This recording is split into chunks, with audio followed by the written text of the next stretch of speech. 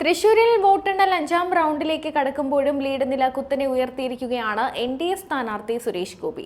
48,000 വോട്ടുകൾക്ക് അധികം മുന്നിലാണ് അദ്ദേഹം. 12 മണിയോടെ വന്ന കണക്കുകൾ പ്രകാരം 2,35,081 വോട്ടുകളാണ് സുരേഷ് ഗോപിക്ക് ലഭിച്ചത്. തൊട്ടു പിന്നിൽ LDF സ്ഥാനാർത്ഥി VS സുനിൽകുമാറാണുള്ളത്. സുരേഷ് ഗോപിയെ അട്ടിമറിക്കുമെന്ന അവകാശവാദത്തോടെ UDF കളത്തിലിറക്കിയ കെ മുരളീധരൻ 3ാം സ്ഥാനത്തേക്ക് പിന്തള്ളപ്പെട്ടിരിക്കുകയാണ്. തൃശൂരിൽ BJP സ്ഥാനാർത്ഥിയുടെ ലീഡ് 37,000 കടന്നതോടെ വിജയം ഏതാണ്ട് ഉറപ്പിച്ചു കഴിഞ്ഞിരിക്കുകയായിരുന്നു പാർട്ടി പ്രവർത്തകർ. ജില്ലാ ഓഫീസിൽ ആഹ്ലാദ പ്രകടനങ്ങളൊക്കെ തുടങ്ങിക്കഴിഞ്ഞിരുന്നു. തെരഞ്ഞെടുപ്പ് കമ്മീഷൻ പുറത്തുവിടുന്ന കണക്ക് പ്രകാരം കേരളത്തിലെ 17 മണ്ഡലങ്ങളിൽ UDF ആണ് മുന്നിട്ട് നിൽക്കുന്നത്. LDF ഒരു സീറ്റിൽ മാത്രമാണ് ലീഡ് ചെയ്യുന്നത്. ആലത്തൂർ മണ്ഡലത്തിലാണ് LDF-ന് ലീഡ്. വടകര സ്ഥാനാർത്ഥി മുൻ മന്ത്രി KK ശൈലജയ്ക്ക് പോലും ലീഡ് ഉയർത്താനായിട്ടില്ല. എന്നാൽ NDA 2 മണ്ഡലങ്ങളിൽ മുന്നിലാണ്. തൃശൂരും തിരുവനന്തപുരത്തുമാണ് BJP സ്ഥാനാർത്ഥികൾ തിളക്കമാർന്ന പ്രകടനം കാഴ്ചവെക്കുന്നത്. തരൂരും രാജീവും തമ്മിൽ തിരുവനന്തപുരത്ത് കനത്ത പോരാട്ടമാണ്. തിരുവനന്തപുരത്ത് ഇത്തവണ BJP നേടുമെന്ന് തന്നെയാണ് പുറത്തുവരുന്ന കണക്കുകൾ പറയുന്നത്. ഇന്ത്യ ഇനി ആര് ഭരിക്കും എന്ന ചോദ്യത്തിനുള്ള ഉത്തരത്തിന് ഇനി മണിക്കൂറുകൾ മാത്രമേ ബാക്കിയുള്ളൂ.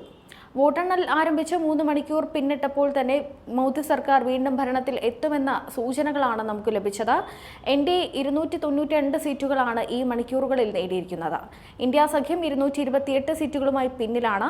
രാജ്യത്തെ 542 മണ്ഡലങ്ങളിലേക്ക് നടന്ന തെരഞ്ഞെടുപ്പിൽ 400-ലധികം സീറ്റ് നേടുമെന്നാണ് BJP-യുടെ പ്രതീക്ഷ. ഇന്ത്യ മുന്നണി 295 സീറ്റുകൾ നേടുമെന്നാണ് അവകാശപ്പെട്ടിരിക്കുന്നത്.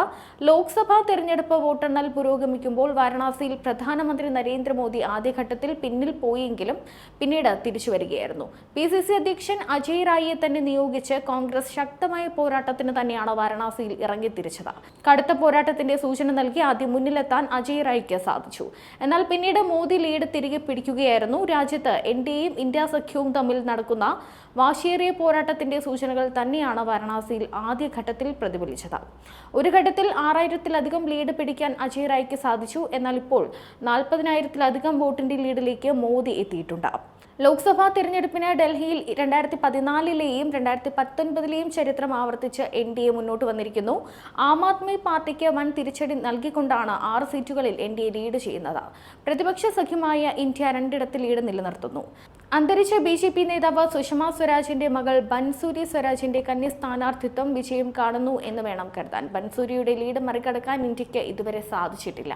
അതേസമയം സൗത്ത് ഡൽഹി നിയോജക മണ്ഡലത്തിൽ ആം ആദ്മിയുടെ സഹീറാം ലീഡ് നിലനിർത്തുന്നുമുണ്ട്.